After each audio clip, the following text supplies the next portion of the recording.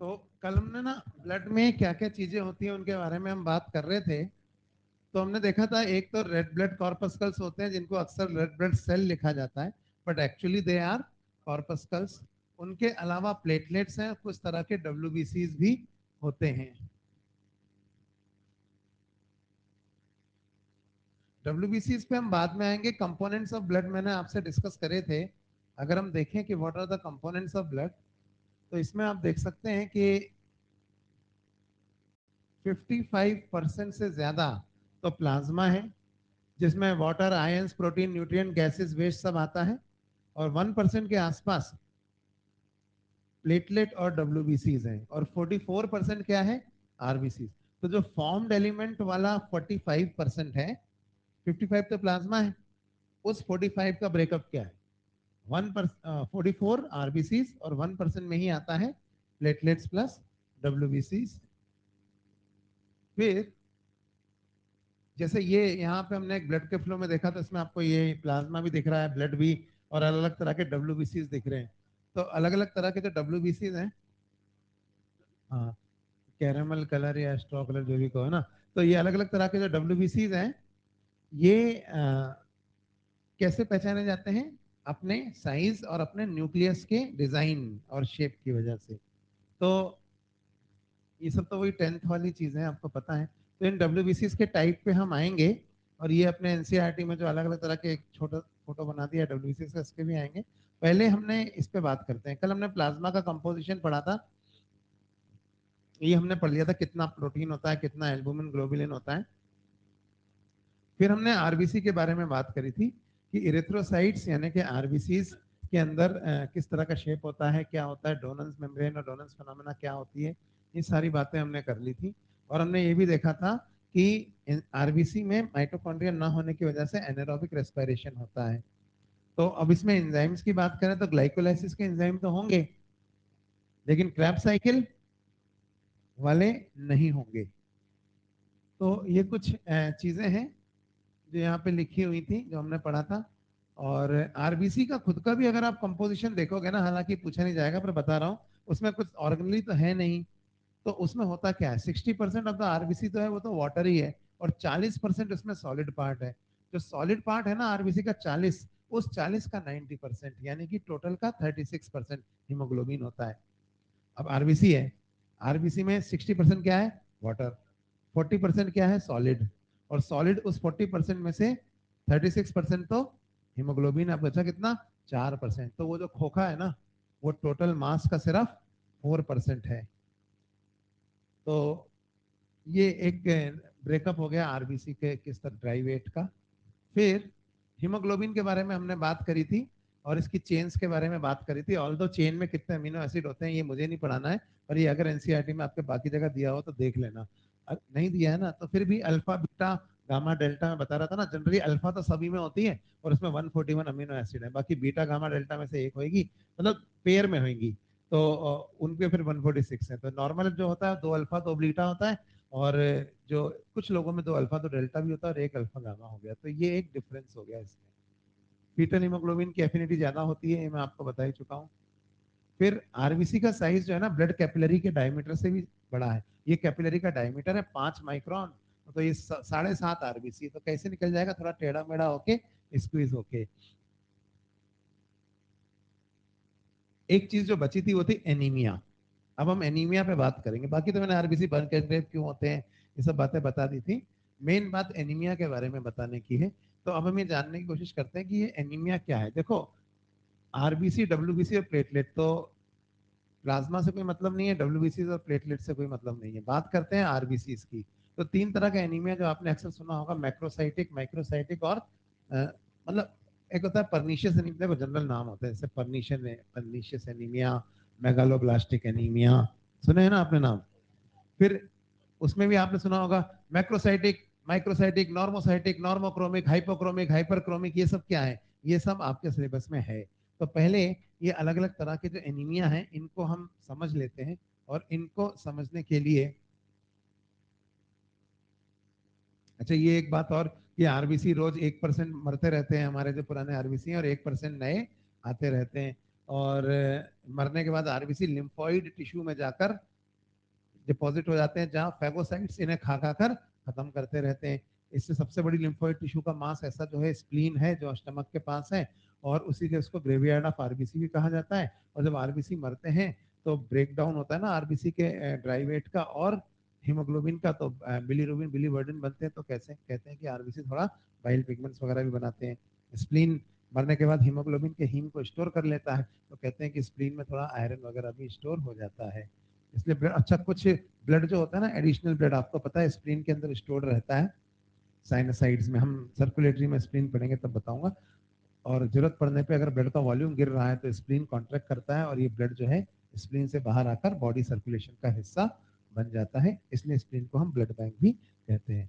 तो ये तो आरबीसी के बारे में कुछ बातें हैं, बाकी स्प्लीन बाद में पढ़ेंगे। डब्ल्यूबीसी स्टार्ट करने से पहले, डब्ल्यूबीसी स्टार्ट करने से पहले मैं आपको वापस एनीमिया के बारे में जो बताना चाहता था वहां पे ले जाऊंगा। तो देखो, 3 क्राइटेरिया हैं जिससे हम एनीमिया क्लासिफाई करते हैं। एक होता है साइज, कि आरबीसी का साइज क्या है।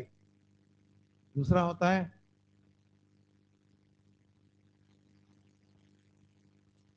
अमाउंट ऑफ पिगमेंट, पिगमेंट क्या है, हीमोग्लोबिन, ठीक है। और तीसरी चीज है वॉल्यूम ऑफ ब्लड। खून की कमी 3 तरीके से हो सकती है।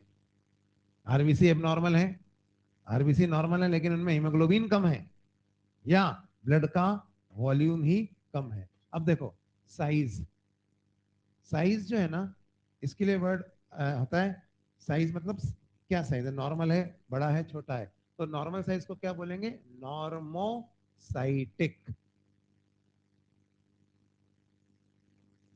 है ना।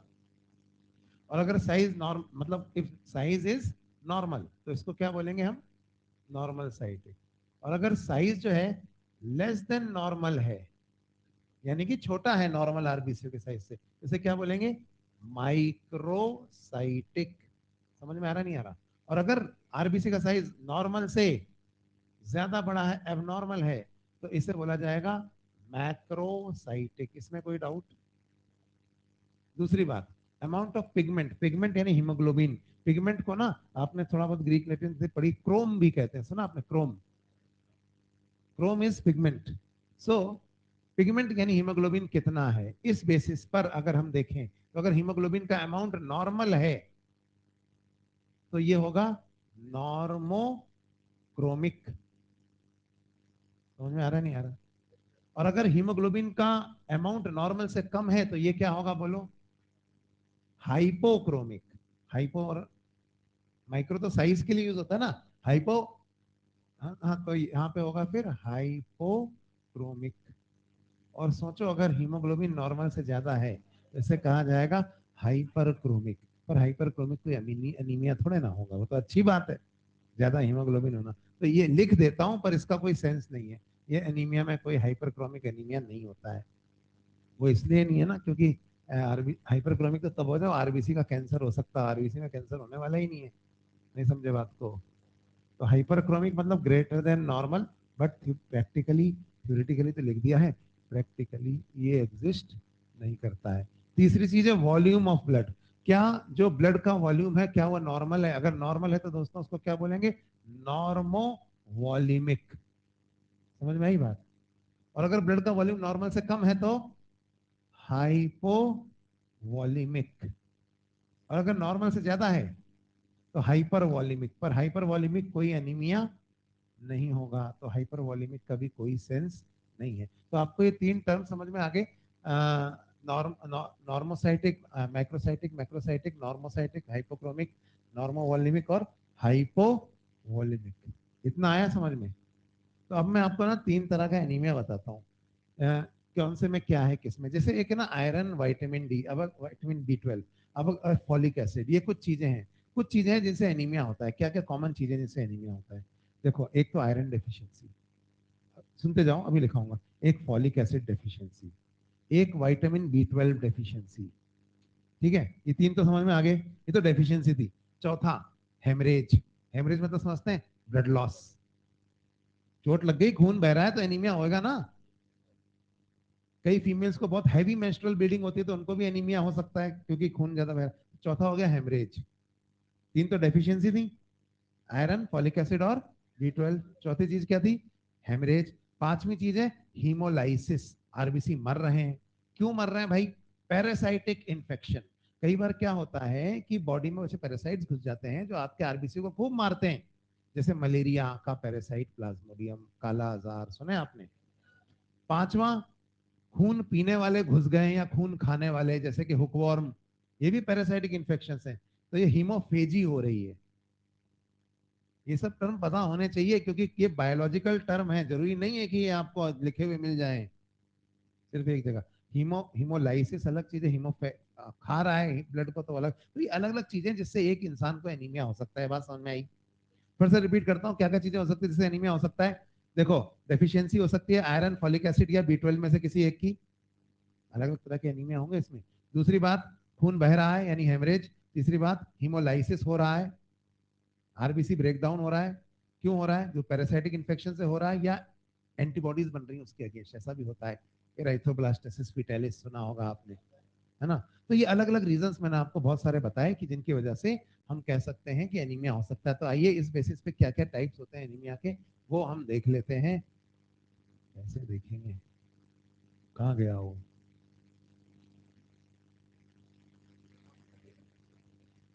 हाँ? कहाँ लिखा है? फिर से उठा लेते हैं ना, क्या है?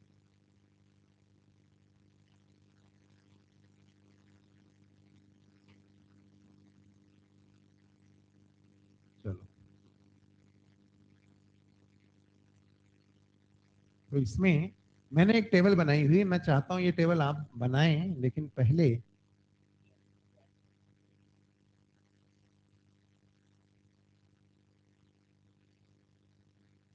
इसको हम समझ लेते हैं फिर बनाना। कहाँ है? ये नहीं नहीं, कहाँ है? तुम पहचानते हो क्या कौन सी स्लाइड है? हाँ, ये ऑनलाइन वाले पहचानते हैं। अच्छा चलो यहाँ देखो, इसको मैं बड़ा करता हूँ थोड़ा सा। कहाँ है मोर?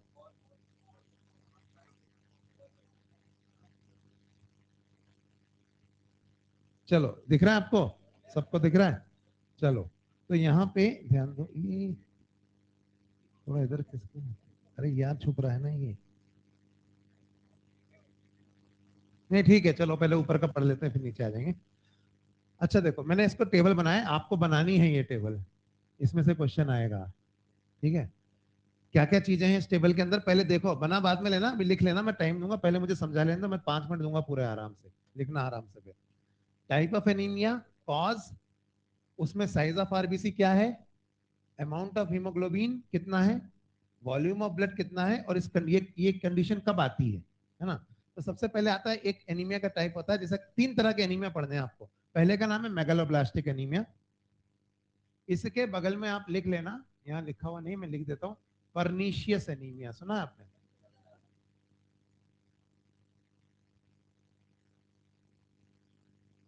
तो कलर बदल गया, क्या हुआ? मेरे को कोई हेलुसिनेशन हो रहा है क्या? बदला है ना? अच्छा, मेरे को लगा क्या हो गया।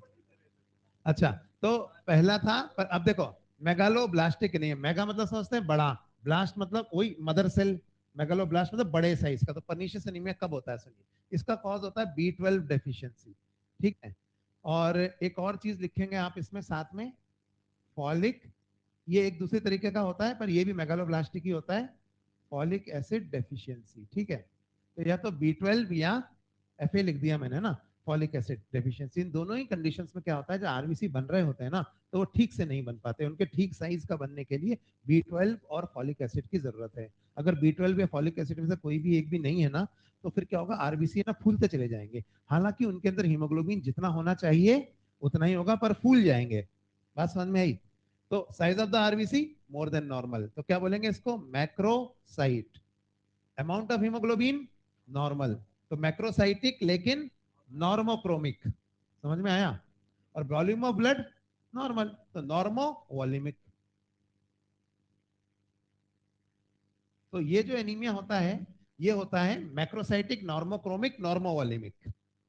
कब होता है? B12 या फॉलिक एसिड की डेफिशिएंसी से। इसी का दूसरा नाम क्या है? पर्निशियस एनीमिया या मेगालोब्लास्टिक एनीमिया। 5 चीजें हो गई इसमें, कुछ भी आ जाएगा। मेगालोब्लास्टिक एनीमिया या पर्निशियस एनीमिया एक ही बात है। क्यों होता है? B12 या फॉलिक एसिड की डेफिशिएंसी से। उसमें क्या होता है? Macrocytic normochromic normovolemic. ठीक है। कब होता है ये? Malnutrition. एक जगह पे और हो सकता है ये, जब प्रेगनेंसी चल रही हो। प्रेगनेंसी में तो कोई भी एनीमिया हो सकता है, ये भी हो सकता है, हालांकि ज्यादातर आयरन डेफिशिएंसी होता है। मैं इसको मिटा दूं क्या? आप कंफ्यूज अगर चूज करना पड़ जाए तो प्रेगनेंसी में ज्यादा कॉमनली ये वाला होता है, आयरन डेफिशिएंसी। याद रखना, बाकी होता दोनों है। तो ये हो गया एक। अब दूसरे पे आ जाओ। दूसरे वाले को बोलते हैं हम आयरन डेफिशिएंसी एनीमिया। इसको हम माइक्रोसाइटिक एनीमिया भी बोलते हैं। इसमें आयरन डेफिशिएंसी एनीमिया किसकी डेफिशिएंसी होती है? आयरन की। इसमें साइज ऑफ द आरबीसी तो नॉर्मल रहता है, क्योंकि आयरन डेफिशिएंसी से आरबीसी का क्या मतलब? साइज। तो ये सॉरी, साइज ऑफ, क्योंकि हीमोग्लोबिन कम हो गया है ना, तो आरबीसी का साइज भी डिक्रीज हो जाता है, सिकुड़ता है थोड़ा। तो size of the RBC is below normal, यानी ये कैसा होगा? माइक्रोसाइटिक। ठीक है। और हीमोग्लोबिन भी कम है, तो हाइपोक्रोमिक। तो माइक्रोसाइटिक और हाइपोक्रोमिक। लेकिन ब्लड का वॉल्यूम नॉर्मल है, तो नॉर्मो वॉल्यूमिक। तो माइक्रोसाइटिक, हाइपोक्रोमिक और नॉर्मोवॉलिमिक, अगर ऐसा लिखा हुआ आ जाए तो ये एनीमिया क्यों होता है? ये होता है प्रेगनेंसी में या प्रेगनेंसी में होने वाली आयरन डेफिशिएंसी से। क्या आपको समझ में आ रही है बात? अब आ जाओ तीसरा वाला। तो आपने देखा होगा प्रेग्नेंट फीमेल को हम आयरन और फॉलिक एसिड दोनों दे देते हैं, ताकि ये वाला या ये वाला कोई भी एनीमिया ना हो। इधर होगा इधर होगा, दोनों दे दो ना, क्या फर्क पड़ रहा है? अब तीसरा होता है हीमोलाइटिक एनीमिया। हीमो मतलब, हीमोलाइटिक मतलब, लाइसिस मतलब ब्रेक डाउन। तो इसमें क्या हो रहा है? आरबीसी ब्रेक डाउन हो रहा है ना, या फिर आरबीसी किसी वजह से ब्लड कम हो रहा है। कब होती है? कॉज क्या है इसका? Excess blood loss. अब ब्लड लॉस क्यों हो रहा है? तो इसके रीजंस अलग अलग हैं। देखो, हेमरेज भी हो सकता है या हिमोलाइसिस भी हो सकता है, वो लास्ट में देखेंगे। लेकिन ब्लड लॉस ही तो हो रहा है ना, बाकी तो सब ठीक है ना। तो यानी आरबीसी का साइज नॉर्मोसाइटिक है, आरबीसी का अंदर हीमोग्लोबिन नॉर्मोक्रोमिक है, लेकिन हाइपोवॉलिमिक। अब तक ऊपर वाले दोनों कैसे थे? लेकिन ये कैसा है? हाइपोवॉलिमिक, क्योंकि या तो आरबीसी काउंट कम हो गया है या ब्लड का टोटल वॉल्यूम ही कम हो गया है। ये कब होता है? तो इधर थोड़ा सा सरका रहा हूं मैं ना, इधर दिख रहा है ना। ये कब होता है? या तो पैरासाइटिक इन्फेक्शन है, ऐसे पैरासाइट जो खा रहे हैं तुम्हारे, हुक वॉर्म वगैरह, सुना नहीं सुना? ब्लड को तुम्हारे, या चोट लग गई है, हेमरेज हो रहा है, या कोई कंडीशन है जिसमें हिमोलाइसिस हो रहा है, जैसे इरेथ्रोब्लास्टोसिस पिटेलिस, या फिर और कोई कंडीशन जिसमें हिमोलाइसिस होता है, जॉइंडिस होता है ना, हिमोलाइटिक जॉइंडिस। तो ऐसा कुछ हुआ है। तो ये तीनों समझ में आ गए आपको? इसमें कोई डाउट? आप कभी कभी तो कंफ्यूज रहते होगे ना, पर्निशियस एनीमिया कौन सा था, अरे मेगालोब्लास्टिक कौन सा था? Hemolytic तो इसमें jaundice or मैक्रोसाइटिक होता था कि prehepatic jaundice माइक्रोसाइटिक होता is था? caused by excessive सही बताओ, destruction कितने of लोग red रहते blood थे? सही cells, ईमानदारी से। hemolysis, leading बाकी to a सबको पता buildup था of the byproduct अच्छे से ये bilirubin that पूरा? the liver cannot process fast मैं enough. पूछ रहा हूँ किसको ये Symptoms परफेक्टली include पता था yellowing of the मेरे skin पढ़ाने से and पहले? eyes, jaundice, क्वेश्चन ऐसे often घूम के accompanied आएगा, by सीधा signs of नहीं the आएगा। underlying cause कहीं like तो हाँ तो anemia, ध्यान ही देते थे हम, fatigue, dark माइक्रोसाइटिक लिखा है urine, कि or an माइक्रोसाइटिक। ये enlarged वर्ड ही spleen पहली बार liver. सुन रहे हो? पहली बार सुन रहे हो? माइक्रोसाइटिक मैक्रोसाइटिक कुछ नहीं सुना था। मेगालोब्लास्टिक, पर्निशियस, पर्निशियस में साइज बड़ा होता है कि छोटा होता है? किसमें आयरन की, आयरन डेफिशिएंसी साइज बड़ा करेगी कि छोटा करेगी? अभी कर सकते हो ना ये क्वेश्चन? कम से कम 20 क्वेश्चन 25 क्वेश्चन आप एनीमिया के आप कर सकते हो। इनफैक्ट एनीमिया का कोई क्वेश्चन गलत होगा नहीं, बस इतना सा चार्ट बना लेना है आप। तो इसको आप बनाओ आराम से, तो मैं पूरा 2-4 मिनट दे रहा हूँ, जब कह दोगे तभी आगे बढ़ेंगे। हाँ ठीक है ठीक है, दिख रहा है।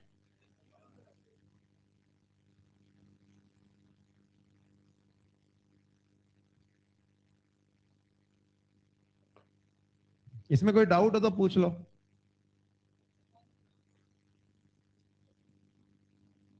आरबीसी का साइज बड़ा होने से वॉल्यूम पे फर्क नहीं पड़ता, वॉल्यूम लगभग उतना ही रहता है।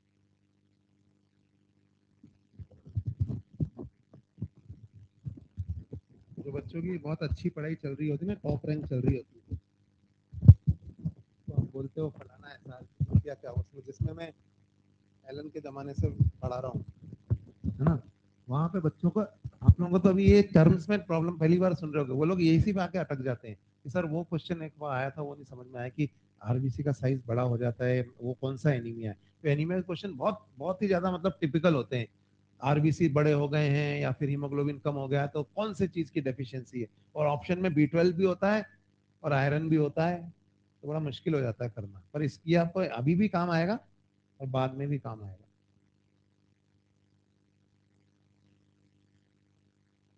किसी को खून की कमी होती है ना, तो उसको बोलते हैं ब्लड की जांच करवाओ, बोलते नहीं बोलते, तो ब्लड की जो स्लाइड बनती है ना उसकी, उस स्लाइड को माइक्रोस्कोप में देखते हैं, तो देखते हैं कि आरबीसी बड़ा दिख रहा है कि छोटा दिख रहा है नॉर्मल से, तो समझ में आ जाता है कि इसको कौन सी दवा देनी है। अभी तो समझ रहे हो ना बात, तो किस चीज की कमी, तो यही है।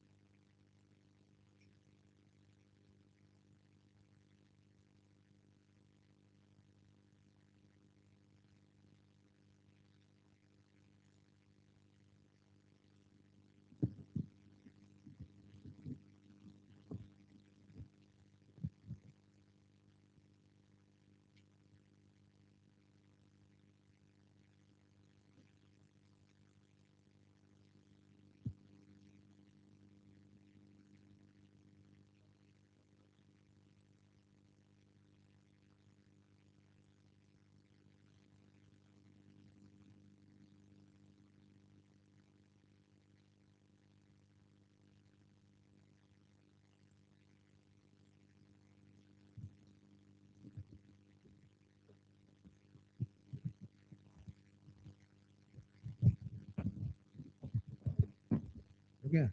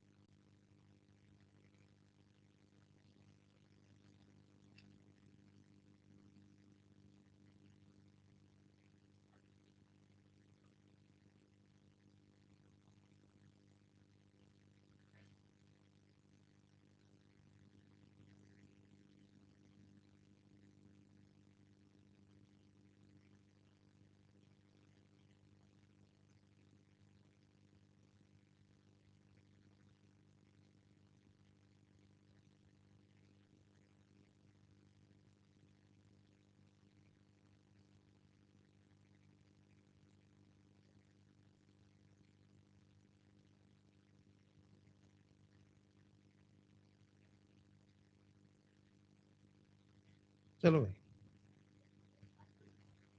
ये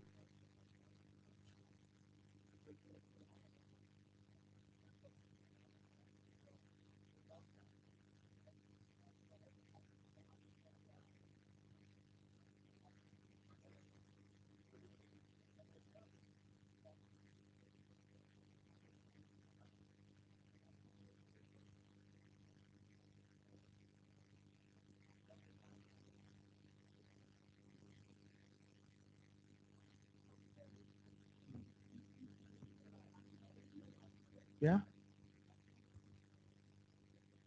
कम हो जाता है? हीमोग्लोबिन कम हो जाता है ना। हीमोग्लोबिन तो पैक है ना उसके अंदर, तो छोटा हो जाता है। पैक कम होगा तो छोटा। हाँ लास्ट में उधर यहाँ लिखा हुआ है पैरासाइटिक इन्फेक्शन, हेमरेज या हीमोलाइसिस।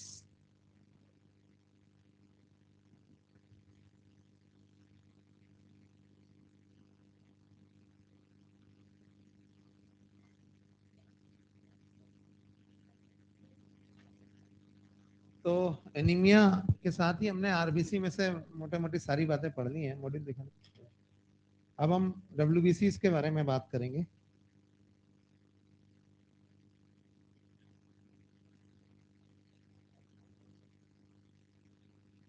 तो ल्यूकोसाइट्स यानी डब्ल्यूबीसी होते तो कलरलेस हैं, लेकिन उन्हें कहा जाता है व्हाइट ब्लड कॉर्पस्कल्स।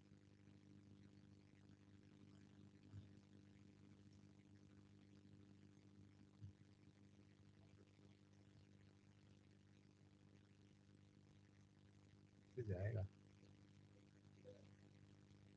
ये।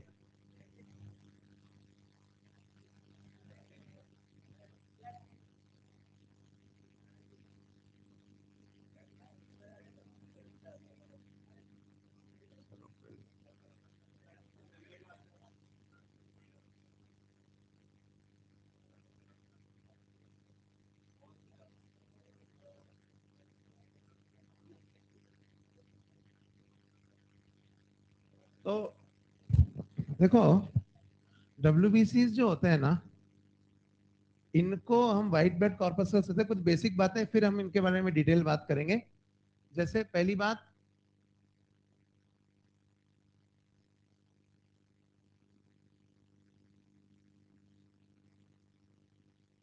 जो इनका काउंट होता है वो चार, ये काउंट से याद रखने, 6000 से 8000 पर मिलीमीटर क्यूब, ये इनका काउंट है। और कुछ कंडीशंस बता रहा हूं जिनमें इनकी काउंट इंक्रीज, ये total leucocyte count. Total leucocyte count मतलब टोटल जो डब्ल्यूबीसी है ना, उनका काउंट। अब ये अगर ये इंक्रीज हो जाता है टोटल ल्यूकोसाइट काउंट, तो इसे क्या कहा जाता है? ल्यूकोसाइटोसिस। अब ये कब इंक्रीज होगा? डब्ल्यूबीसी जो है ना वो पुलिस वाले होते हैं, देखो, है ना। आपको किसी दिन शहर में आप घूम रहे हो, उस दिन आपको लगे यार मार्केट में आज पुलिस ज्यादा है, तो इसका मतलब आतंकवादी हैं यहाँ पे या फिर कोई अपराधी हैं यहाँ पे। मार्केट में पुलिस ज्यादा क्यों है? तो अगर ब्लड में डब्ल्यूबीसी काउंट बढ़ रहा है, तो जनरली ऐसा कब होता है? जब बैक्टीरियल या वायरल इन्फेक्शन होता है। लेकिन एक और चीज है, मार्केट में तो पुलिस ज्यादा है क्योंकि यहाँ पे अपराधी हैं, लेकिन कभी कभी उल्टा भी हो जाता है। ऐसे खतरनाक टेररिस्ट हैं कि उन्होंने पुलिस को ही उड़ा दिया, तो देश में पुलिस ही आर्मी नहीं बची। बात समझ में आ रही है? उन्होंने जाके डब्ल्यूबीसी को ही मार दिया।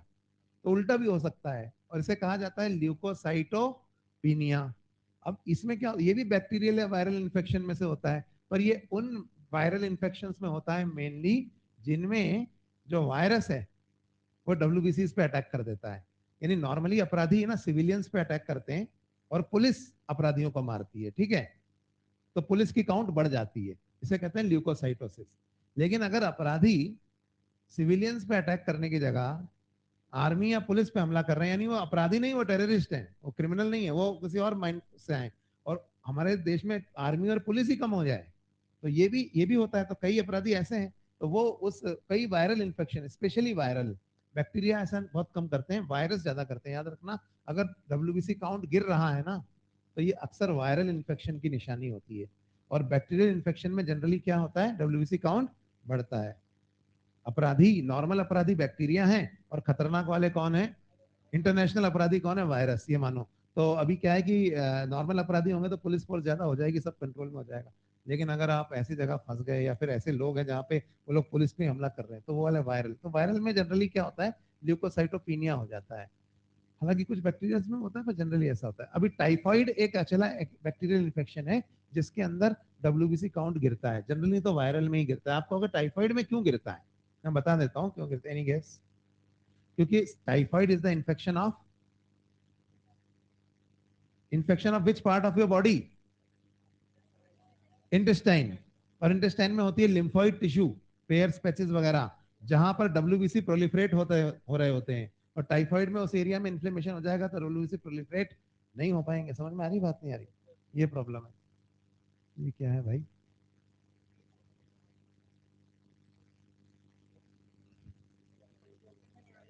अच्छा जाने दो। अच्छा इस वाले,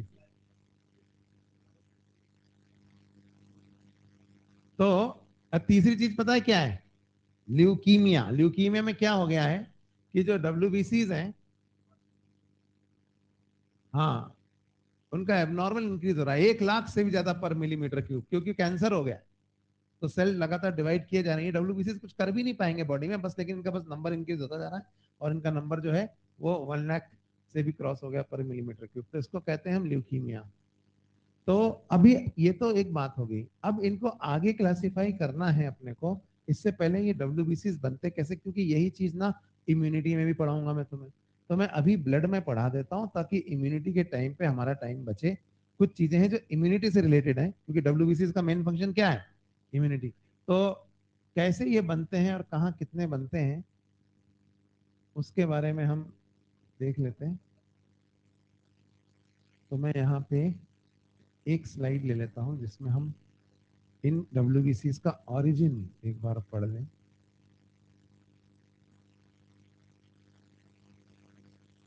अब ये कैसे हटेगा इतना?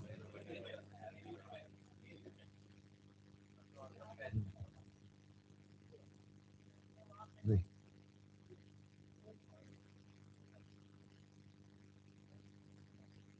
चलो, तो यहाँ पे आप देखो, दिख रहा है ना? और बड़ा करूं?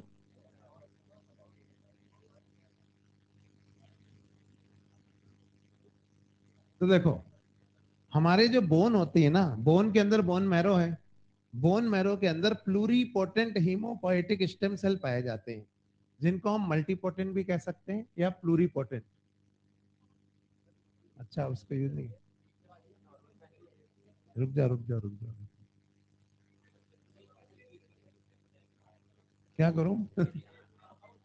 अच्छा आप सही, ये वाला पेन। चलो, तो प्लूरीपोटेंट हीमोपोएटिक स्टेम सेल्स या मल्टीपोटेंट हीमोपोएटिक स्टेम सेल्स, ये हमारे बोन मैरो में होते हैं सेल्स। इन्हीं सेल से सब तरह के डब्ल्यूबीसी बनेंगे। तो क्या हुआ, इनसे है ना, एक तो ये अपने जैसे सेल्स बनाते हैं, तो ये जो अपने जैसे सेल्स हैं मल्टीप्लाई करके इनकी संख्या और बढ़ाते रहते हैं। ठीक है? तो ये जो सेल्स हैं ये किसी भी तरह के सेल में भी चेंज हो सकते हैं, डब्ल्यूबीसी ये अपनी पॉपुलेशन बढ़ाते रहते हैं। और इनमें से कुछ जो है वो डिफरेंशिएट होने के लिए आगे बढ़ जाते हैं। तो remaining cells they go down on 2 parts, ये 2 जगह जाएंगे। अब जैसे ये ना खानदान का चार्ट होता है ना, पिडिग्री चार्ट नहीं बनाते? बादशाह के इतने बेटे थे, फिर उसके इतने बेटे, फिर उसके 2 रानियां, फिर 4 बेटे। तो ये सब यहाँ पे, हाँ, क्या हुआ? हाँ, नहीं मैंने इतनी बातें बोली, उसको 2 रानियां सुनते ही ऐसे हो गया, क्या प्रॉब्लम है कोई? इतनी देर। हाँ, तो जो मैं यहाँ ध्यान दो, तो बहुत सारे मतलब 20 बच्चे खानदान है पूरा, ऐसी पिडिग्री बनता है ना। तो इसी तरह से देखो इसको कि ये तो थे ग्रेट ग्रेट ग्रेट ग्रैंडफादर जिनसे ये सब बनेंगे। अब यहाँ पे ये जो थे ना, इनके यहाँ पर दो दो बच्चे थे। ठीक है? अब 2 डॉटर्स थी कह लो। एक थी माइलॉइड स्टेम सेल और एक थी लिम्फोइड। माइलो मतलब समझते हैं आप? माइलो मतलब होता है marrow, bone marrow. Osteomyelitis, bone marrow का इंफेक्शन, है ना? माइलोमा, सुना? माइलोमा, बोन मैरो का कैंसर। समझे? तो माइलॉइड स्टेम सेल तो ये बोन में बने थे। भाई ये कहाँ बना था बताओ? ये जो दादाजी थे कहाँ रहते थे?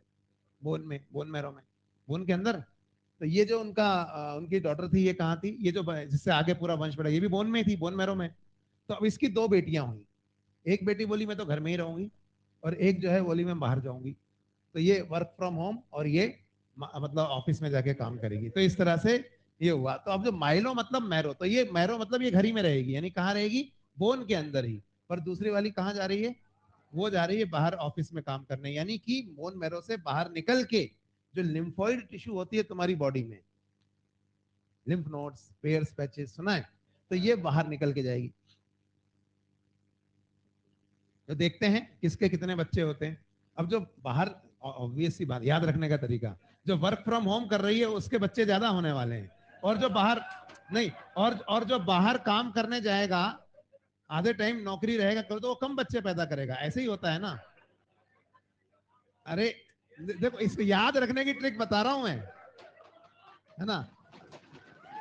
ये याद नहीं रख पाते लोग, कहाँ सुनते जाओ। हाँ, तो अब क्या, वर्क फ्रॉम होम वाली जो नानी थी, पर नानी, उसके 4 बच्चे हुए, जबकि जो ऑफिस जाने वाली परनानी थी उसका सिर्फ एक बेटी हुई। ब्लास्ट यानी मदर सेल, साइट यानी डॉटर सेल। तो ब्लास्ट मदर है, साइट डॉटर है। तो ये जो बोन मैरो में से, मैरो में ही रही, उसके 4 बच्चे हुए और इसका सिर्फ एक बच्चा हुआ। तो इसके 4 बच्चे कौन कौन से हुए, पहले इसकी कहानी सुनते हैं, जो वर्क फ्रॉम होम जो घर में थी।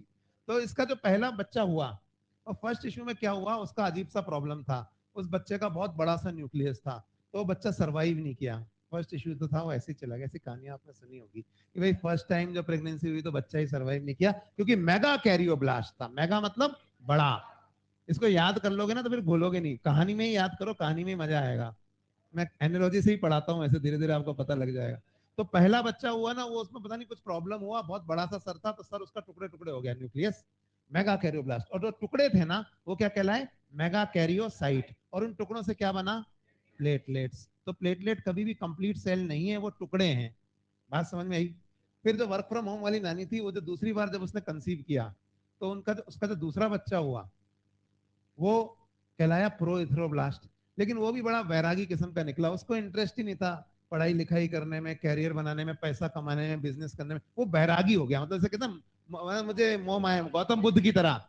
तो उसने क्या किया, सब त्यागना शुरू कर दिया। मुझे नहीं चाहिए माइटोकॉन्ड्रिया, मुझे नहीं चाहिए गोल्गी साले सेल ऑर्गेनल, यहाँ तक कि न्यूक्लियस भी त्याग दिया उसने। उसने कहा मैं बस समाज सेवा करूंगा, ट्रांसपोर्ट ऑफ गैसेस करूंगा पूरे ब्लड में इधर से उधर। तो उसने अपना सब त्याग दिया, और रेटिकुलोसाइट बनकर, ये वो स्टेज है जब वो सब त्याग रहा है। और जब वो सब त्याग दिया उसने, तो वो क्या कहलाया, आरबीसी। 2 बच्चों में ये प्रॉब्लम, पहला बच्चा बचा नहीं, दूसरा जो है वो संसारिक चीजों में उसने, हाँ, मोह माया छोड़ दी उसने, और बस वो समाज सेवा, ट्रांसपोर्टेशन, इस सब में लग गया। फिर जो इसकी तीसरी बेटी थी, नानी की जो तीसरी बेटी थी, माइलोब्लास्ट, इसका अच्छा परिवार बसा, 3 बच्चे हुए, है ना। और तीनों के तीनों अलग अलग, इन तीनों की चॉइस अलग अलग, तीनों बच्चे सगे भाई बहन भाई हैं, लेकिन फिर भी थोड़ा बहुत किसी को मतलब चॉकलेट अच्छा लगता है, तो किसी को मैंगो अच्छा लगता है ना। तो अब इसमें क्या हो गया कि एक को बेसोफिल यानी कि बेसिक डाई, एक के एक, तीनों की एक प्रॉब्लम थी, लेकिन सुन लो, तीनों के ना बहुत ग्रेन्यूल्स थे चेहरे पे, तो ग्रेन्यूलोसाइट कहलाइए। लेकिन एक के जो ग्रेन्यूल थे उनको कलर करो किससे, बेसिक डाई से। तो बेसोफिल, फिल मतलब लव। तो इसको बेसिक डाई से अट्रैक्शन था, उसको बेसिक डाई अच्छी लगती थी। दूसरे वाले को एसिडिक डाई, एसिडोफिल, एसिडोफिल का दूसरा नाम क्या है, इओसिनोफिल। क्योंकि जो एसिडिक डाई जो है ना, उस एसिडिक डाई का नाम क्या है, इओसिन, है ना। तो इसलिए इसका नाम क्या है, इओसिन। और तीसरे का कोई ऐसा कुछ शौक नहीं था, तो वो क्या था, न्यूट्रोफिल। तो इसके 3 बच्चे हुए, लेकिन तीनों बच्चों के ग्रेन्यूल्स थे। तो ग्रेन्यूल होने की वजह से ये तीनों क्या कहलाए, ग्रेन्यूलोसाइट। तो तीसरी वाली जो डॉटर थी उसका परिवार अच्छा रहा, 3 बच्चे, लेकिन ग्रेन्यूल्स थे तीनों बच्चों के, पर किसी को एसिडिक से स्टेन होने वाले, किसी को बेसिक, किसी को न्यूट्रल। चौथी जो इसकी डॉटर थी, वर्क फ्रॉम होम वाली नानी की, उसका सिर्फ एक बेटा हुआ, और वो बेटा क्या कहलाया, मोनोसाइट, है ना, बस एक ही बेटा हुआ। अब यहाँ पे इन चारों बच्चों में, ये कजिन्स, ये 3 सगे भाई बहन और ये इनका कजन, है ना, इन चारों में डिफरेंशिएट करने का एक तरीका तो ये कि इन तीनों भाई बहनों के तो हैं ग्रेन्यूल्स, और इसके नहीं है ग्रेन्यूल, इसने कभी, इसको कोई क्लियर सिल वेयर सिल कोई पिंपल है नहीं इसके, तो ये अपना अलग रहता है, और ये तीनों अलग। लेकिन इन चारों के न्यूक्लियस के शेप भी अलग अलग थे। जैसे बेसोफिल वाला था ना, इसमें किडनी शेप न्यूक्लियस होता है। न्यूट्रोफिल जो था ना, इसके अंदर 4 से 5 लोब वाला न्यूक्लियस है। मैं बना के दिखा दूंगा, अभी दिख रहा होगा आपको यहाँ। और इयोसिनोफिल जो था ना, तीसरा वाला, वो हर समय क्या, वही म्यूजिक सुनता रहता था हेडफोन लगा के, ऐसे सोनी का हेडफोन। तो ऐसे हेडफोन लगा रखा है, सोनी का हेडफोन होता है, 2 न्यूक्लियस और ऐसे जुड़े हुए। तो ये तीनों के न्यूक्लियस। और ये जो चौथा वाला था, सॉरी, ये बेसोफिल में एस शेप न्यूक्लियस था। और किडनी शेप किसका था? मोनोसाइट का। तो ये 4 हो गए। तो ये तो हो गए वर्क फ्रॉम होम वाली नानी की कहानी खत्म। और दूसरी नानी थी ना, जो वर्किंग थी, जिसके सिर्फ एक बच्चा था। उस बच्चे का नाम, वो लिम्फोइड स्टेम सेल वाली, उसके बच्चे का नाम क्या था? लिम्फोब्लास्ट। तो लिम्फोब्लास्ट वाली जो बेटी थी, एक ही बेटी हुई थी इनके, उनके 2 बच्चे हुए। उनमें से एक बच्चे का था के ग्रेन्यूल्स थे, और वो साइज में भी बहुत बड़ा था। तो ये थोड़ा एबनॉर्मल था, मतलब अपराधी किस्म के बच्चे नहीं होते। तो ये हालांकि वर्किंग थी, तो इसकी परवरिश पे थोड़ा ध्यान नहीं दिया होगा इसने, थोड़ा क्रिमिनल टाइप का बन गया। सुपारी लेके हत्याएं करूंगा, मर्डर करूंगा, किलर, है ना। ऊपर से इसके ग्रेन्यूल्स भी थे। तो ये अपने सगे भाई को इतना नहीं चाहता था जितना इन तीनों को। ये जो इसके कजन है इधर, ग्रेन्यूल है ना इसके, क्या तुम्हारे भी ग्रेन्यूल, हमारे भी ग्रेन्यूल। तो अब मेरा भाई तो पता नहीं क्या समझता है अपने आप को, उसके ग्रेन्यूल ग्रेन्यूल है नहीं। और लेकिन हमारे तो ये ग्रेन्युलोसाइट है ना तीनों, वैसे ही ये भी है। तो 4 ग्रेनुलोसाइट है यहाँ पे देखा जाए तो, हालांकि हम 3 ही पढ़ते हैं, और ये और एक ये। पर इसका जो दूसरा बेटा था, ये पढ़ने लिखने वाला था। हाँ, इसके इसकी परवरिश पढ़ाई लिखाई के हिसाब से हुई। तो इनके फिर 2 बच्चे हुए, एक ने मैथ्स ली, एक ने बायो ली। इस हिसाब से ने डिसाइड किया एक इंजीनियर डॉक्टर बनेंगे, दोनों सरकारी नौकरी में जाएंगे, है ना। तो इसके जो दूसरा वाला था लिम्फोब्लास्ट, इससे एक तो एनके सेल बन गया किलर, ये तो अपराधी बन गया, गवर्नमेंट सर्विस क्या करेगा। दूसरे को सरकारी नौकरी में जाना था। तो उसने फिर जो 2 बच्चे पैदा करे, उसके जो 2 बच्चे हुए, उसमें से एक तो वही रहा, कहा, लिम्फॉइड टिश्यू में। लिम्फॉइड टिश्यू में मतलब lymph node, pairs, patches, spleen, जो भी है ना, वही रहा। और उसको क्या बोला हमने? बी लिम्फोसाइट या बी सेल। क्यों बी क्यों बोला? नहीं, क्योंकि पहली बार ये बी लिम्फोसाइट हमें पता है कौन सी लिम्फोइड टिश्यू में मिले थे। एक ऐसी लिम्फोइड टिश्यू में जो हम इंसान इंसान में होती नहीं, बर्ड में। बर्ड में एक चीज होती है बर्सा ऑफ फेब्रिकस। तो वहां पहली बार ये खोजे गए, तो इनका नाम क्या पड़ गया? बी लिम्फोसाइट्स, इसलिए इनका नाम बी है। लेकिन कुछ जो बोले ये तो वहीं रहा, और बी लिम्फोसाइट्स। कुछ बोले नहीं, हम तो एकेडमी में जाएंगे पढ़ने। आजकल अन अकेडमी, वैसे academy, the academy of learning is thymus, सुना होगा आपने, एकेडमी बोलते हैं उसको। तो ये गए थाइमस में पढ़ने, ये वाला बच्चा। और थाइमस में जाके इन्होंने 3-4 तरह के स्ट्रीम लिए, क्योंकि यहाँ पे तो बहुत सारे स्ट्रीम है ना। और वो मैं बाद में बताऊंगा, इसमें से कुछ टी किलर बने, तो कुछ हेल्पर बने, कुछ कुछ मेमोरी बने, और कुछ सप्रेसर बने। ये कौन सा क्या करता है, ये हम कहाँ पढ़ेंगे? इम्यूनिटी में। मैं सिर्फ अभी ओरिजिन बता रहा हूँ।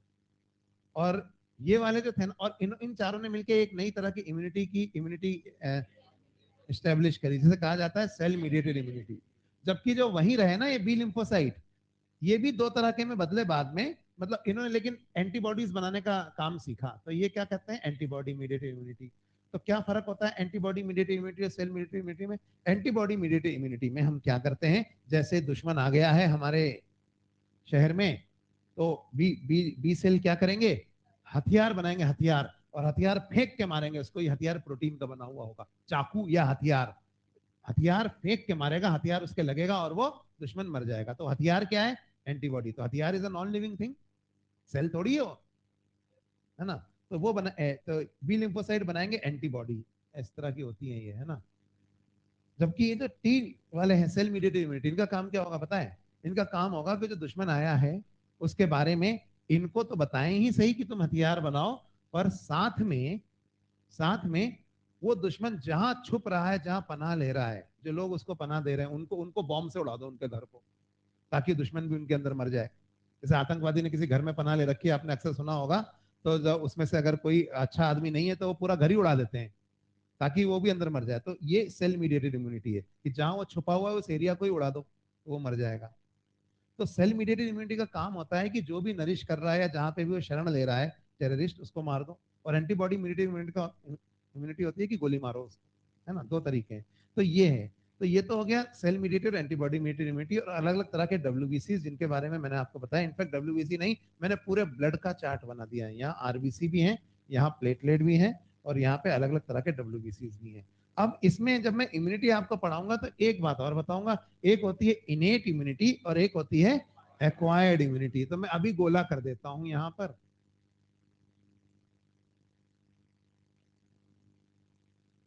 इसमें से अब डब्ल्यूबीसी से इम्यूनिटी के लिए आएंगे, आरबीसी और प्लेटलेट तो आएंगे नहीं। ठीक है, तो इनेट इम्यूनिटी का पार्ट कौन कौन से हैं इसमें? अभी कितने भाई हैं देखना, 1 2 3 4, कितने, 5 6 और 7। एंड में देखो आप क्या है, 1 2 3 4 5 6 और 7। तो देखो ये जो दोनों है ना, ये दोनों, ये क्या है, ये है एक्वायर्ड इम्यूनिटी का पार्ट। क्योंकि ये सीखते हैं कि दुश्मन कैसा है और फिर उसके हिसाब से हमला करते हैं, ये शुरू से नहीं मारना सीखते हैं। जबकि ये जो यहाँ पे आपको फेगोसाइटिक सेल्स वगैरह दिख रहे होंगे, ये तो एक्वायर्ड इम्यूनिटी हो गए, टी सेल और बी सेल। ये जो है ना, ये नेचुरल किलर सेल और ये मोनोसाइट्स। और इसके अलावा बेसोफिल, न्यूट्रोफिल और इओसिनोफिल भी इम्यूनिटी में अपना अपना रोल प्ले करते हैं। हालांकि मेजर रोल जो है फेगोसाइटिक सेल्स। फेगोसाइट्स कौन कौन से हैं? ये दोनों किलर बन गए देखो। ये फेगोसाइटिक एक्टिविटी इनकी सबसे ज्यादा रहती है, मोनोसाइट्स की और न्यूट्रोफिल्स की। एक ये भी है, मैं कैसे मिटाऊं, ये वाला रह गया, रुको रुको रुको, इधर से हो जाएगा। हाँ, तो ये जो सारे जितने दिख रहे हैं ना तुमको इधर, ये सारे ही डाल देता हूं मैं इसमें। ये कौन सी इम्यूनिटी है बताओ? ये है इनेट। ये बात समझ में आई? तो ये इनेट इम्यूनिटी है और इसमें से भी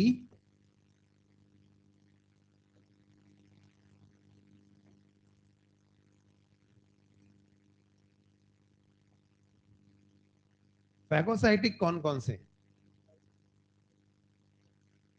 ये दोनों फैगोसाइट्स, देखिए ये और ये दिख रहा है आपको? और ये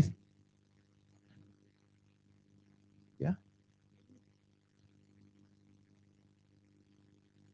फैगोसाइट सेल मेडिएटेड इम्यूनिटी होते हैं। अरे पढ़ोगे तो पता चलेगा इम्यूनिटी। मुझे पता है तुम्हें जो डाउट है वो 99% बच्चों को होते ही है। वो क्लियर होंगे तभी सेलेक्ट हो गए आप। सेल मेडिएटेड इम्यूनिटी क्या है, एंटीबॉडी मेडिएटेड इम्यूनिटी क्या है, फैगोसाइट्स का, फैगोसाइट्स कहाँ आते हैं, क्या। अभी इम्यूनिटी नहीं पढ़ा रहा हूँ, मैं क्लियर कर देता हूँ, अगर नहीं समझ में आ रहा है कोई बात नहीं। अभी मैं सिर्फ आपको इनकी वो दिखा रहा हूँ कि अलग अलग तरह के डब्ल्यूबीसी होते हैं। तो ये दोनों कौन है? न्यूट्रोफिल और मोनोसाइट्स। ये तो है फैगोसाइट्स। एनके सेल क्या करते हैं पता है? एनके सेल वैसे ही मारते हैं जैसे सेल मेडिएटेड इम्यूनिटी वाले मारते हैं। ये दोनों का काम करने का तरीका मोडस ऑपरेंडी सेम। ये भी क्या करते हैं पता है? जैसे है ना, ये जाकर जो सेल है ना जिसके अंदर पैराफिन छुपा हुआ है, उस सेल से चिपकते हैं, उसमें एक परफोरिन प्रोटीन बनाते हैं जिससे उसकी सेल मेम्ब्रेन में छेद हो, पानी अंदर घुसे और बढ़ाओ। समझ में आई बात? तो ऐसे एनके सेल मारते हैं। तो ये भी एक तरह से कुछ सेल मीडिएटेड इम्यूनिटी जैसा ही काम करते हैं, किलर सेल है ये, बट ये इनेट का पार्ट है ये। हाँ, ये एक्वायर्ड का पार्ट नहीं है।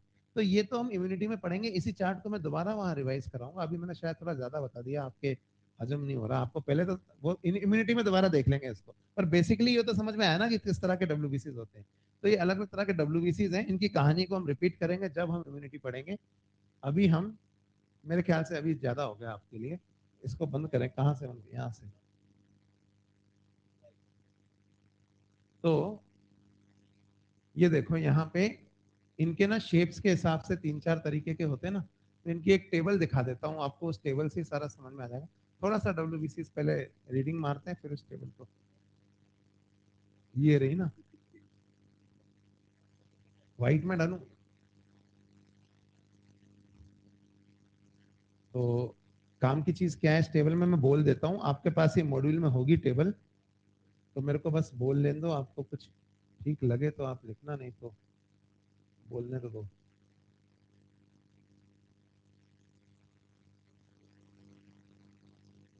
तो ये देखो यहाँ पे एसिडोफिल लिखे हुए हैं जिनका दूसरा नाम होता है इओसिनोफिल।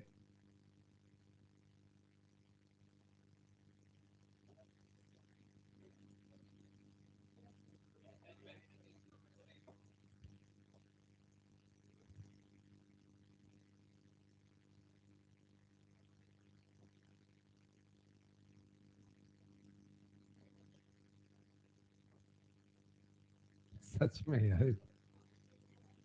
अच्छा छोड़ो, मैं ऐसे ही बता रहा हूँ, एसिडोफिल लिखा हुआ है इसको, नहीं मेरे को चाहिए पेन, अंडरलाइन के पेन। अब हो गया, चलने दो। तो आपको याद क्या रखना है, बहुत सारी चीजें दी है कि अलग अलग का साइज क्या होता है और कितना क्या होता है, काम की बात क्या है वो सुन लो। जैसे है ना, सबसे पहले सबसे छोटे कौन से हैं, बेसोफिल, स्मॉलेस्ट इन साइज, ठीक है। साइज याद नहीं रखने, साइज कोई पूछेगा नहीं, पर स्मॉलेस्ट लार्जेस्ट पता होना चाहिए। फिर उसके बाद लाइफ स्पान के बारे में मैं बताता हूँ, सबसे लंबा कौन जीता है वो याद रखना है आपको। तो लिम्फोसाइट्स सबसे लंबे जीते हैं, 5 से 7 डेज, ठीक है।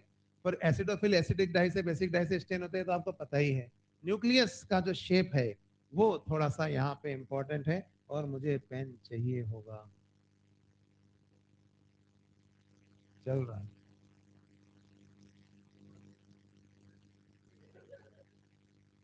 चलो, तो अगर न्यूक्लियस देखे ना, तो एसिडोफिल का न्यूक्लियस कैसा है ये देखो, ये दिख रहा है आपको, बाइलोब्ड।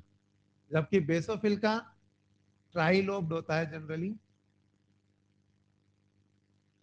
ठीक है। न्यूट्रोफिल की बात करें तो इसमें 4 से 5 लोब हैं। जैसे मान लो मैंने 4 लोब बना दिए इसमें, या 5, इसलिए इसको पॉलीमॉर्फो न्यूक्लियर, PMNL, सुना है आपने, वो भी बोला जाता है।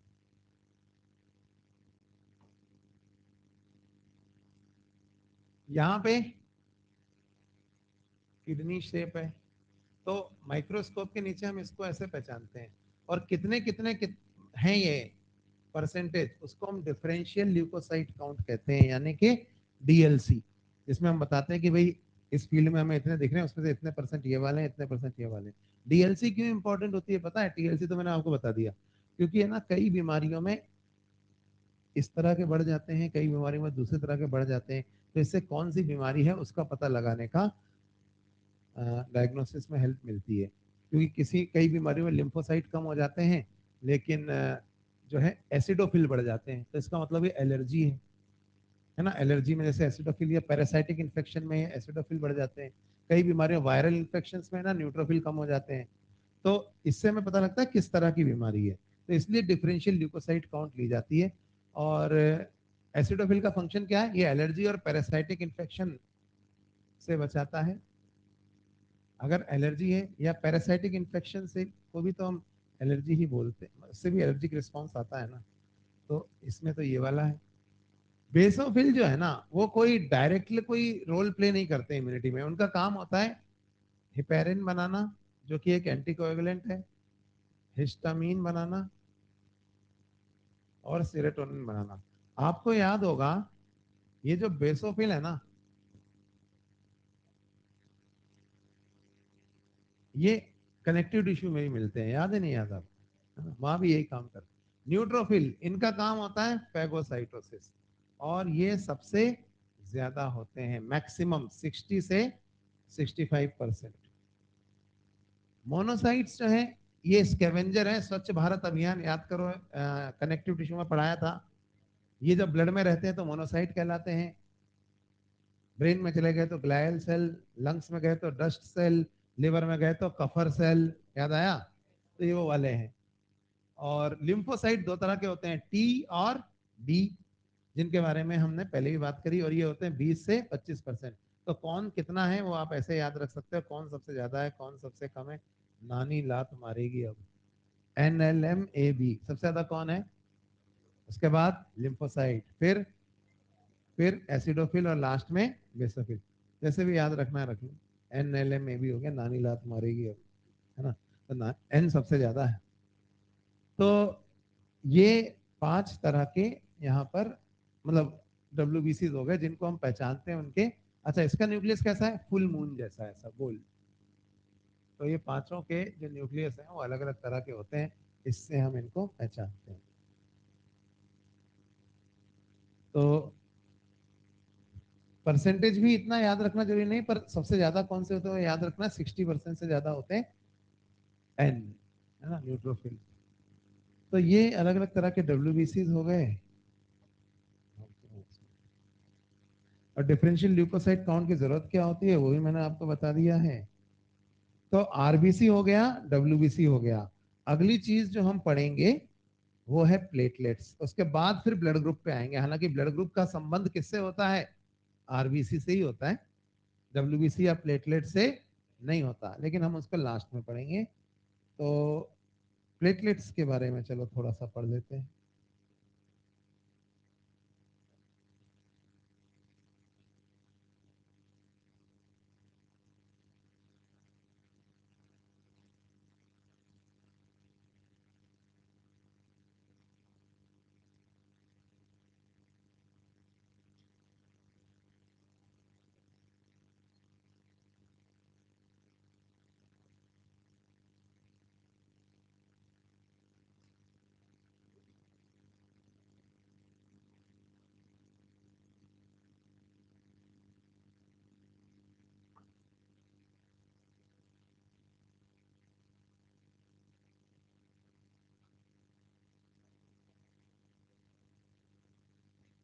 तो हमने बात करी थी मेगा कैरियोसाइटिक्स की ना।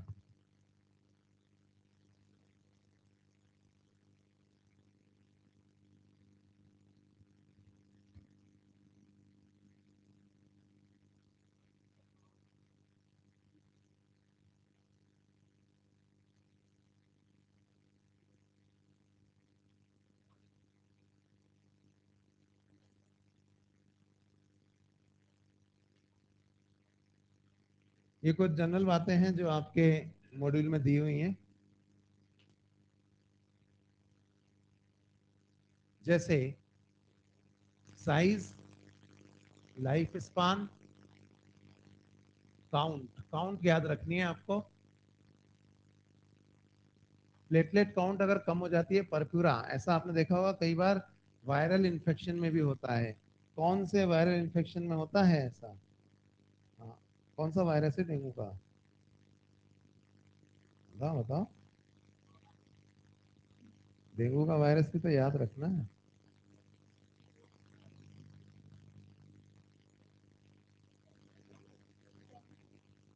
Dengue virus. डेंगू कैसी वायरल डिजीज है कि बैक्टीरियल है कि प्रोटोजोअल है कि प्रोटोजोअल है, फंगल है, अमीबिक, बैक्टीरियल, वायरल। चलो अभी डिजीज थोड़ी पढ़ रहे हैं, पर एक क्लासिफिकेशन ऐसे भी करनी पड़ेगी आपको डिजीज की।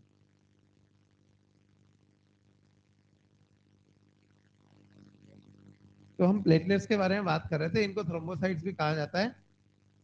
नॉन न्यूक्लिएटेड होते हैं और किससे डिराइव होते हैं? मेगा कैरियोसाइट से। थ्योरेटिकल बातें हैं, प्रैक्टिकल बात मैं आपको बता दूंगा। इनके अंदर जो साइटोप्लाज्म में कॉन्ट्रेक्टाइल प्रोटीन होता है थ्रोम्बोस्थेनिन। कॉन्ट्रैक्ट अगर इनकी काउंट डिक्रीज हो जाए तो इसे थ्रोम्बोसाइटोपिनिया कहा जाता है। दूसरा नाम याद रखें, परप्यूरा। सुना है परप्यूरा? ये भी इसी का नाम है।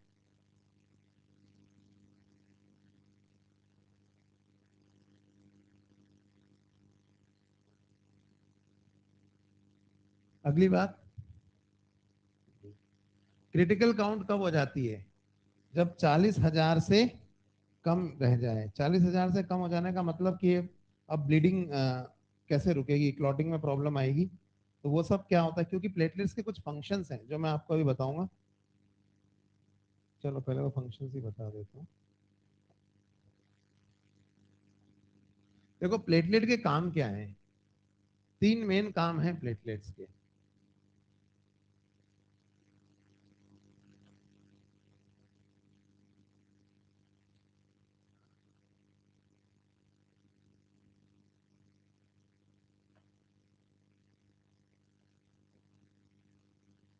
पहला फंक्शन प्लेटलेट का, जो फर्स्ट फंक्शन है प्लेटलेट का,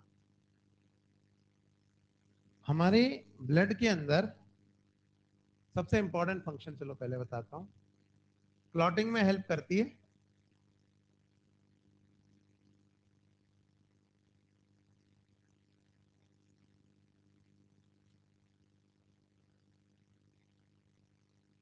बाय रिलीज ऑफ थ्रोम्बोप्लास्टिन।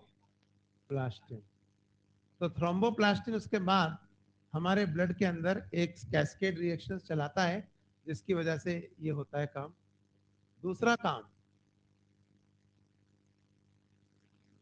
दूसरा इंपॉर्टेंट काम है कि दे रिपेयर द ब्लड वेसल्स। क्या होता है कि एक ब्लड वेसल है, उसके अंदर फ्रिक्शन, मतलब ब्लड बह रहा है फोर्स के साथ, तो वेसल की वॉल की जो अंदर वाली सरफेस है उस पर रगड़ लगेगी ना, रगड़, तो डैमेज होती रहेगी फ्रिक्शन की वजह से। हाई ब्लड प्रेशर में ज्यादा डैमेज होगी। जैसे दिन भर यहाँ पे टेबल कुर्सी से खिसका रहे तो ये प्लास्टर उखड़ जाएगा दीवार का, है ना, रफ सरफेस क्रिएट हो जाएगी, रहेगी नहीं। तो उस रफ सरफेस को हील करने के लिए यहाँ प्लेटलेट्स ना platelet drive growth factor secrete करती हैं, जो हीलिंग पीडीजीएफ, जो उसको हील करता है। तो repair the blood vessels internally, मतलब अंदर वाली सरफेस को उसकी ये रिपेयर करती हैं। और तीसरा, ये सेरोटोनिन रिलीज करती हैं, जो कि एक वेसो कॉन्स्ट्रिक्टर है। तो ये क्या करेगा सेरोटोनिन, ये भी बताऊंगा मैं आपको। तो देखो तीन मेन चीजें हैं। जैसे कहीं पाइपलाइन जा रही है और वो पाइपलाइन फूट गई, तो उसमें से पानी बहने लगा ना। अब आपको तीन काम करने हैं। पाइपलाइन फूट गई है, पहला काम क्या करना है, पाइपलाइन रिपेयर करनी है, पानी का बहाव, पानी जो लीक हो रहा है उसको रोकना है, पानी का फ्लो, ब्लड लॉस रोकना है ना। तो जहां भी इंजरी हुई होती है, जिस जगह पे भी इंजरी हुई होती है, उस जगह पर वो इंजर्ड टिश्यू तो थ्रोम्बोप्लास्टिन सिक्रीट करती ही है। एक्सो और एंडो दो तरह के होते हैं। प्लेटलेट भी थ्रोम्बोप्लास्टिन सिक्रीट करते हैं। दोनों मिलके वहां क्लॉटिंग के प्रोसेस को आगे बढ़ाते हैं। लेकिन सबसे पहली चीज क्या है पता है, जैसे यहाँ से एक पाइपलाइन जा रही थी, वो फूट गई यहाँ से, तो सबसे पहले मैं कहूंगा अरे उधर से सप्लाई बंद कर या सप्लाई कम कर, क्योंकि जितना फूटी हुई पाइपलाइन की तरफ पानी आएगा उतना पानी बाहर लीक होगा। तो सप्लाई बंद करना पहला काम है ना। तो क्या होता है कि प्लेटलेट्स सेरोटोनिन रिलीज करती है, तीसरे नंबर पे लिखा है, जिसकी वजह से वेसो कॉन्स्ट्रिक्शन हो जाता है, आगे ब्लड वेसल कॉन्ट्रैक्ट हो जाती है। तो इंजर्ड एरिया में जो ब्लड फ्लो था, आ रहा था जो ब्लड, उसका फ्लो रिड्यूस हो जाता है ताकि लॉस कम हो। तो सेरोटोनिन का काम समझ में आया। दूसरा, जो ब्लड ब्लड वेसल होती है पाइपलाइन, वो अंदर से फ्रिक्शन से रगड़ खा रही है ना, तो अंदर वाली सरफेस प्लास्टर उखड़ता रहता है उसका। तो प्लेटलेट्स उसको लगातार मरम्मत करती रहती हैं या रिपेयर करती रहती है, ताकि अंदर चिकनी सरफेस रहे, रफ सरफेस क्रिएट ना हो। ये दूसरा काम है। अब तीसरा काम क्या है, यहाँ पे इंजरी हो गई है, इस इंजरी को क्या करना है, ठीक करना है। पहले तो यहाँ पे क्लॉट बनाना है ताकि वो बंद हो, और उसके बाद जो ब्लड वेसल डैमेज हो गई है उसको रिपेयर भी करना है। क्लॉट हमेशा थोड़ी चिपका रहेगा यहाँ, ब्लड वेसल डैमेज होगी उससे रिपेयर करना। तो ये पूरा जो है ना, इसको हम मैकेनिज्म ऑफ क्लॉटिंग कहते हैं। यही प्लेटलेट्स का मेन काम है, जिसके बारे में हम पढ़ेंगे। तो चलो प्लेटलेट्स के बारे में पढ़ते हैं। कुछ क्लॉटिंग फैक्टर्स होते हैं जो इसमें हेल्प करते हैं। ये क्लॉटिंग फैक्टर्स टोटल ना 13 फैक्टर्स होते हैं। तो इनके नाम आप याद रखना चाहो तो रख लो, पहले तो पूछे जाते थे, अब पूछे जाएंगे या नहीं मैं गारंटी नहीं लेता। तो लेकिन फिर भी इन फैक्टर्स के बारे में कुछ बातें मैं आपको बता देता हूँ, और इनको याद करने का तरीका फिर पढ़ाऊंगा मैं, क्लॉटिंग क्लॉटिंग के मैकेनिज्म को। तो 13 फैक्टर्स जो काम करते हैं क्लॉटिंग फैक्टर्स, वो क्या क्या है, fibrinogen, prothrombin, tissue factor, calcium, labile factor, stable factor, anti haemophilic factor, Christmas factor, Stuart factor, सुने ये नाम आपने, प्लाज्मा थ्रोम्बोप्लास्टिन, हेगमा फैक्टर, ये सब हैं। कैसे याद रखोगे, freshers party tonight, come let's sing and call seniors, please have fun. तो ये है first, second, third, fourth, fifth, six तो हमने रिजेक्ट कर दिया है। तो 7, 8, 9, 10, एक सेकेंड हो गए ना, 7, 8, 9, 10, 11, 12 ये कम कैसे हो गए। हाँ, मेरे को लाइट आ रही है, दिख ही नहीं रहा कुछ। 1, 2, 3, 4, 5, 6, ये 7 होगा है ना, 8, 9, 10, 11, 12, 13, ठीक है।